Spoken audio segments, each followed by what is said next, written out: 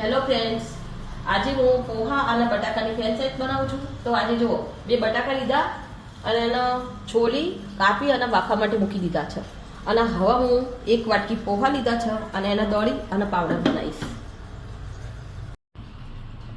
હજી બટાકા બાફ્યા હતા ને એના મેં આ રીતે મેચ કરી દીધા.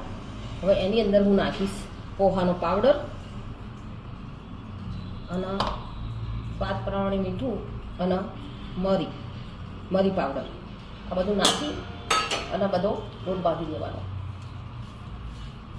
ફ્રેન્ચ ફ્રાઈઝ તૈયાર થઈ ગઈ છે. હવે હું એના આ તેલ મૂકી અને અંદર તળી લઈશ.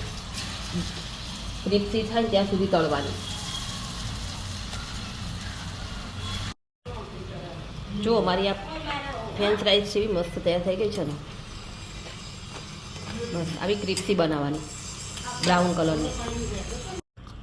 હેલો ફ્રેન્ડ્સ, મારી આલુ પોહાની ફ્રેન્ચ ફ્રાઈઝ તૈયાર થઈ ગઈ છે અને આ ટામેટા કેચઅપ સાથે એને ખાવાની. અને મારો વિડીયો ગમ્યો હોય તો લાઈક કરજો, શેર કરજો અને સબસ્ક્રાઈબ કરજો. જય શ્રી કૃષ્ણ.